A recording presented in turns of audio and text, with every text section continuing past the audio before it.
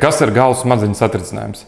Labdien, mani sauc Jānis Šlēziņš, esmu ārsts neiroķirurgs, praktizēju Rīgā un gribu jums nedaudz pastāstīt par šo traumas veidu.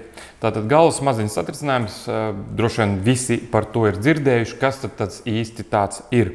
Tātad galvas smadzeņu satricinājums ir atbilstoši klasifikācijai viegla galvas trauma, kuras viens no diagnostiskiem kritērijiem ir samaņas zudums.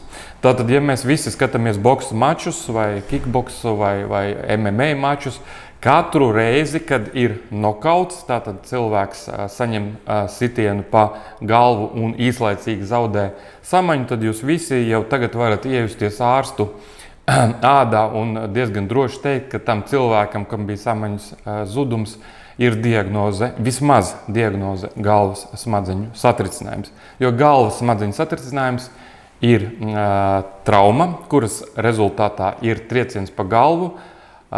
Viens no diagnostiskiem kritērijiem, bet nevienīgais ir samaņas zudums. Un izmeklējot šādu cilvēku kompjutera tomogrāfijā, viņam nekonstatē nekādus organiskus smadzeņu vielas bojājumus.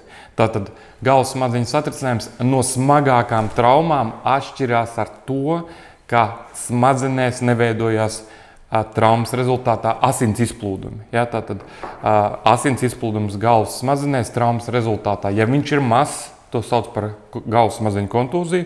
Ja šāds asins izplūdums ir liels traumas rezultātā, to sauc par hematomu. Un šādu hematomu dažkārt ir pat jāoperē, jo galvaskausa slēgtajā telpā, kur pa lielam atrodas tikai smadzenes, ja šajā slēgtajā telpā izaug arī asins izplūdums, kas aizņem daudz vietas, tad viņš var saspiest smadzenes un tādā veidā apdraudēt cilvēku dzīvību. Līdz ar to tas pat ir jāoperē. Bet kontūzija savukārt ir mazs asins izplūdums, kas neaizņem daudz tilpumu un līdz ar to nav jāoperē.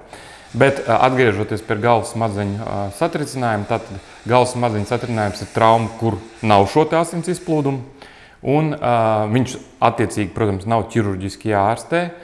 Viens no diagnostiskiem kritērijiem ir samaņas zudums, bet samaņas zudums var arī nebūt. Tātad citi diagnostiskie kritēriji ir, pieņemsim, kāds neiroloģisks deficīts, piemēram, nistagmas, ja, tātad acu sadraudzīgo kustību traucējumi pēc šīs pārciestās traumas, kas arī apstiprina galvas smadzeņu satricinājumu diagnozi. Kā ārstē galvas smadzeņu satricinājumu?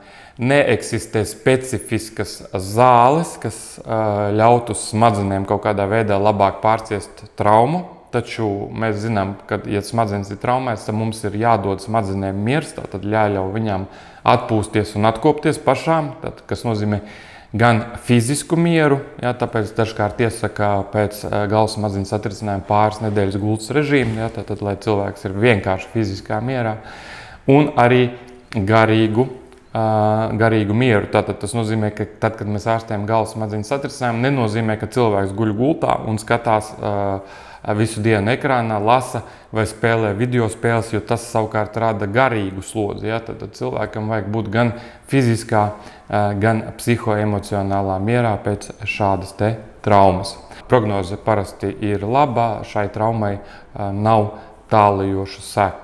Tad, kad es saku, ka galvas smadzeņu satricinājums ir bez tālajošām sekām, es domāju par vienreizēju izolētu gadījumu. Bet, protams, ka tad, kad šāda galvas traumatizācija notiek regulāri, ja, pieņemsim, tur traumatiskos sporta veidos kā boks, kickboks un tā tālāk un tā joprojām, ja vienam un tam pašam cilvēkam ir jāpiedzīvo nokauti diezgan bieži, tad, protams, ka šis smadzeņu bojājums var arī uzkrāties un ar laiku kļūt redzams un izjūtams.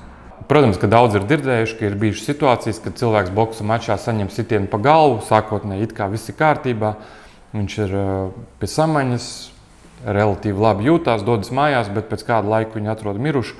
Šis, protams, nav gadījums par galvas smadzeņu satricinājumu, bet tas jau ir stāsts par kontūziju, par ko es pastāstīšu atsevišķā video.